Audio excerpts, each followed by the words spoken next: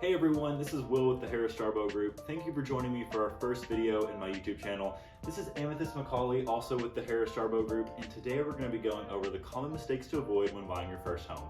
So number one is getting pre-approved. And a lot of people tell me, well, I want to find the house first before getting pre-approved. And why is that always a bad idea, Amythyst? Well, one, you always want to know your budget. Two, you want to be prepared when you do find that house that you want to put an offer in. And then also, you want to make sure there's no hidden discrepancies on your credit. Exactly. Yeah, it's always important to get that, set up from the beginning. You don't necessarily want to start looking at houses and then when you find the right one, you're like, oh no, I can't afford it. Oh no, my credit's not good enough. You've wasted your time, we've wasted our time. It's never a good idea to wait. All right, so next up is number two, skipping home inspections. So a lot of people will say, well, I don't want to pay for a home inspection. I already have to pay for the appraisal. I already have to pay for closing costs. That's just a cost I want to save. But there's a lot of reasons why you may not want to do that.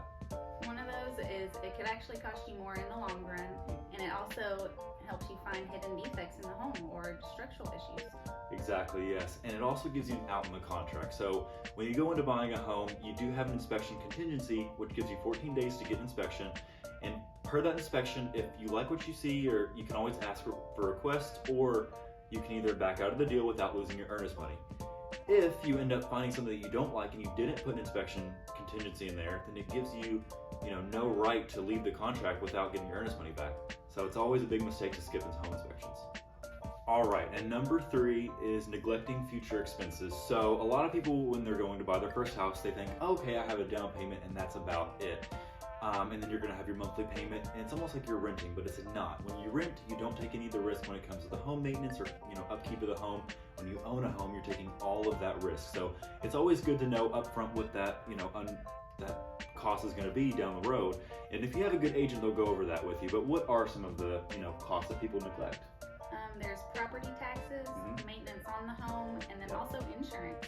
Yeah, and those can add up, over the course of a year or two, thousands of dollars. So if you're right on the line of, affordability, maybe it's not for you to buy a house yet. Maybe you should rent for a little bit and wait, save up a little bit of money, and then find your home. You don't necessarily want to rush into it or get into a house that you're uncomfortable with. And number four is not researching the neighborhood. So you found the house that you want, you're ready to get in, but you didn't do your research before you went into the neighborhood. So you have no clue if it's safe, you have no clue what they offer, you have no clue, what the crime rate is, you don't know what the transportation is like around that area. So what are some of the stuff that you need to research when finding your first home?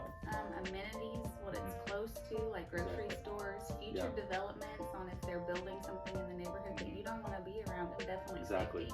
Yeah, it's always a good idea, and always ask your agent too. If you have a good agent, they're going to be aware of this stuff. So what's going to be coming down the street? Is there going to be building a McDonald's right in your backyard? Are they going to put a pool in the neighborhood? Maybe that's a plus. Maybe they're going to have a huge, new commercial outlet building and you don't want to live by that. That's always important stuff that you want to be aware of. And the crime rate in the neighborhood. Exactly. Crime rates are also very important. Most cities usually have some kind of website you can go to research that as well. Number five is neglecting resale value. So it's always important to consider what the home may sell for years down the road because you don't necessarily want to lose money on it. So what's a few of the things to consider when you're looking at that? New construction is a big problem if you do short term, and then it's not really a problem if you stay 5+ years. Yeah, so new construction typically, if you're going to sell within the first year or 2 years, it's going to be a huge problem because a lot of times nowadays material cost is high. You buy a house at a premium, you want new construction, maintenance free, that's totally fine. However, you do get into kind of a financial issue if you plan on selling it, a year or 2 years down the road because it hasn't appreciated yet. Now, if you're living in any home for 5+ years, usually, real estate always appreciates. You're going to typically not have an issue with that. All right, number six is don't be impulsive. A lot of people, they get out there, they look at 1-2 homes and they rush into, getting the first one they look at because they're, overwhelmed, rush, and they just want to get into something quickly. Yeah, that's pretty self-explanatory. Yeah, you never want to rush anything. If you have a good agent, they're going to make sure that you look at, all the homes that, fit their budget and has what they need. That way they can make a good educated decision. You always want to take your time. It's a big purchase, a big life step, so take your time. Exactly.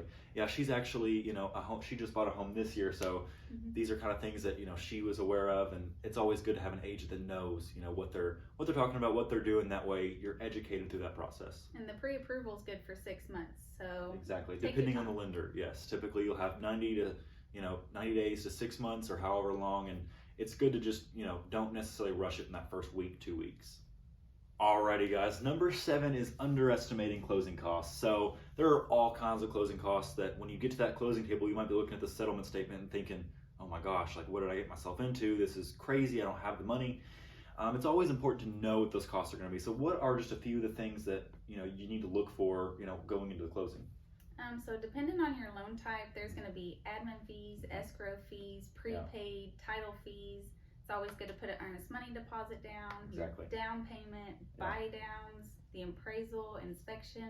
Exactly. Yeah, and those can add up to up to 5 to 6% of the purchase price. So if you're doing 20% down and you're buying a $100,000 home, it's always good to maybe expect $5,000 to go towards closing costs just to be safe. So don't necessarily think it's just your down payment, because there's all kinds. There's a whole slew of costs that are going to be incurred. All right, last but not least, number 8, not reviewing the contract thoroughly. So your agent's going to write up the contract, and more than likely they're going to send you a copy of that contract, whether over email or a screenshot, whatever, and they're going to go over the contract with you in full if they're a good agent. And there's a few things that you need to be on the lookout for, and make sure that you're reviewing it thoroughly, properly, and very consciously. So what are a few of the things that you need to look for? You always want to know that it is legally binding. Yes. Possession is not always at closing. Exactly. There's contingencies. You could put in repair requests, and then property to state.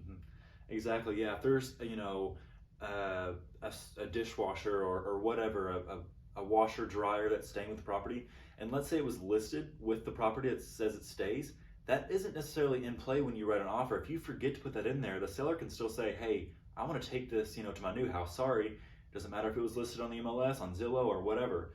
If it's not in the contract, it doesn't stay necessarily. So make sure that you're putting everything you want to stay with the property in there, and make sure you put any contingencies you want. If you want inspection, make sure that's in there. Make sure that you get even a pest inspection, termite inspection, whatever it is, make sure that's in the contract.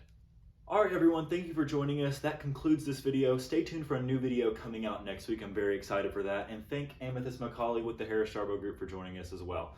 Be sure to subscribe and hit that like button. Bye. Thanks for having me.